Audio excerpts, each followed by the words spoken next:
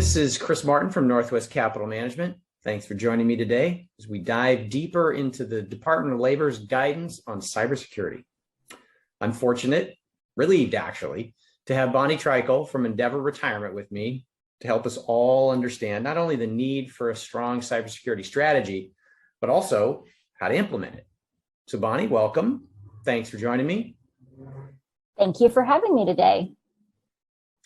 So Bonnie, as you know, we talked to our clients last year about cybersecurity. Can you give us a quick recap of what's required for retirement plan sponsors?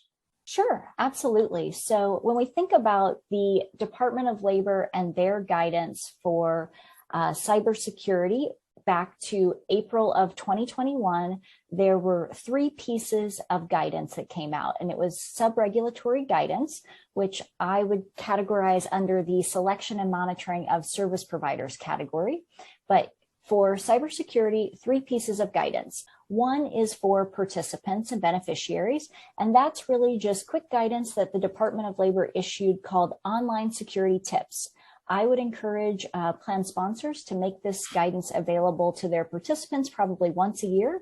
And it's just reminders for participants to really get kind of best practices for how to act on the internet. The second piece of guidance is for plan sponsors, and the DOL issued these tips for hiring a service provider with strong cybersecurity practices. This really includes guidance for plan sponsors to understand how to run an RFP or request for proposal for a service provider that has access to plan data, and also how to really review a contract for those same service providers.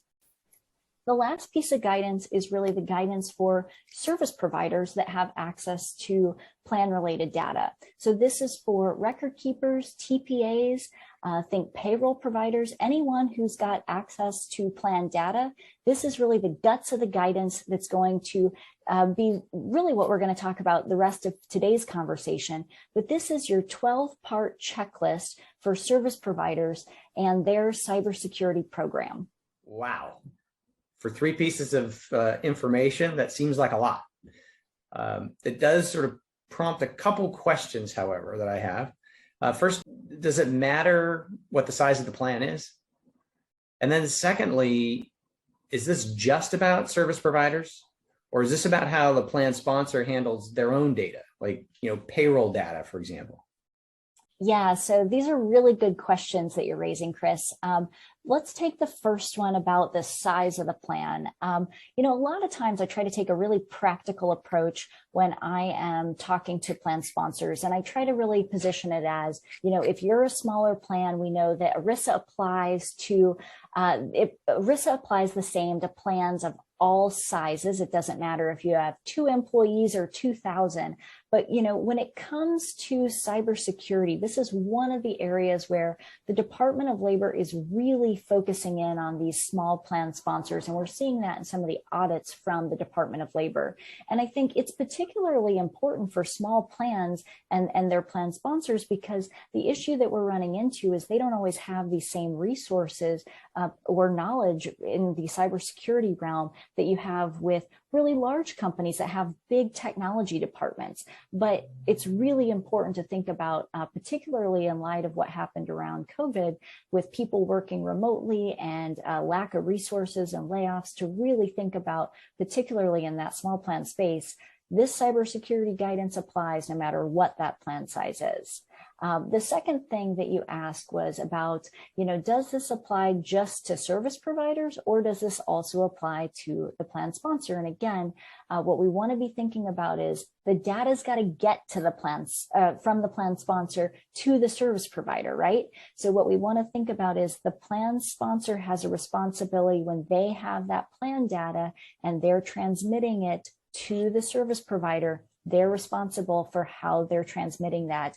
And in that transmission to the payroll provider, as you pointed out, they've got to make sure they're doing so securely. And so in that way, this guidance does apply to the plan sponsor and how they're handling that plan data as well. Okay, that's really helpful. So in your opinion, then, what's the most constructive path forward for plan sponsors today with regards to cybersecurity? I think as going back to what you said a moment ago, and you said, wow, there's a lot here when we think about the cybersecurity guidance.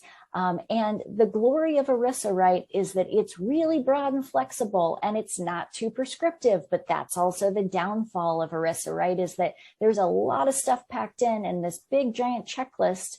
For example, I said it's a 12-part checklist for the cybersecurity guidance in just one of the components. But in one of the components of the 12-part checklist, there's 18 things in it. So how do you start to tackle that?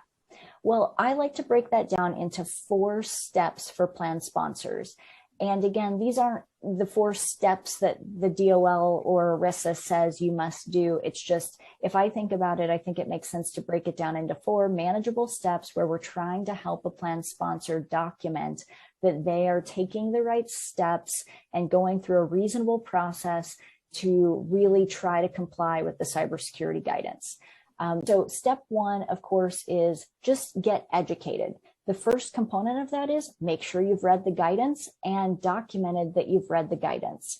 Another component could be you've listened to this quick overview that we're putting together and taken some steps to get educated in other ways. So you've read some of the other materials from Northwest Capital and that you've documented your review. So just by getting educated on this cybersecurity guidance, that's a great step in the right direction, and it will demonstrate to the Department of Labor that you're serious about cybersecurity. So that's step 1. Then step 2, I'm going to call it gather relevant information. And I use that language because that's coming from when we think about a prudent process, which we know is a requirement of being a fiduciary. So when I talk about gather relevant information, in this context, gather relevant information means we're going to start to identify, 1, what is the plan's data, so to speak? So what are all the data points that are being transmitted to service providers? And then 2, who are all the service providers that this data is going to? So what we want to think about is just like getting our arms around the universe of data and where it's being transmitted to. So that's the relevant information that we've got to start to analyze. And then that gets us toward what is step 3? Well, it's conduct an objective assessment and then document that assessment. So what we're starting to think about in step 3 is, okay, for all the service providers that we're sending data to, now we've got to analyze those service providers. So if we think back to the guidance that we described, we said that the DOL had this cybersecurity program best practices and this 12-part checklist. So for each of the service providers who's getting data from a plan sponsor, you've got to start to review, are they meeting the Department of Labor's 12-part checklist? And you as a plan sponsor might not be able to go through all 12 of those components, but you've got to start to analyze some of those things. And another component of that is just take a look at the contract. And when you look at the contract from that service provider, just take a look at what are the cybersecurity provisions in the contract. Now, in this step 3, you're probably thinking step 3 sounds like it's like 30,000 steps within one step 3, right? This is too much. So what do you do to comply with step 3? You just say, hey, service provider, tell me, are you complying with the DOL's guidance from April of 2021? And if you're complying with that, just send me a due diligence kit or tell me what due diligence materials you have to comply with the guidance, and provide a snapshot or the sections of your contract that deal with cybersecurity. That's like the quick hit to at least get you pointed in the right direction. And then, there's a follow-up. You could work with someone like Northwest Capital to help you work through those components. And then step 4 is really, keep in mind, this is not over. You have to consistently review and document, and I would recommend you're doing this on an annual basis thereafter. One of the components of that is going to be just say to the service providers that have plan data, hey, if anything material changes, get back to us with any material changes. Otherwise, you're going to go back to these service providers once annually to make sure that everything is staying current. So I would say those are 4 steps that you could make as a manageable approach to dealing with this big set of cybersecurity guidance. Yes, great. That's really helpful. So we're going to, 1, get educated. 2, we're going to identify which service providers are receiving that data and how that data is being transmitted. Let's see. Step 3, we're going to contact our service providers to review any contractual obligations and then determine what resources they might provide us to meet this new DOL guidance. We're going to document any actions that we take. And then lastly, number 4, we need to remember that this is an ongoing process and this at least an annual process. How am I doing? Did I get that right? You've got that right. You got all 4 steps. Step 3 is the big one, right? And it seems like a lot, but it's about having an open dialogue with your service provider. So I think when you can have that open dialogue and document that, you're going to be right on track. This is really good. Bonnie, thanks so much for sharing your expertise with us today. To learn more, review the plan sponsor education that goes with this video. And you can go to our website at nwcm.com to view some additional resources on cybersecurity. Also remember to document any actions you take related to cybersecurity today and on an ongoing basis, so you can demonstrate your diligence for your plan. You, of course, can reach out to your Northwest Capital Management team member with any plan-specific questions that you might have.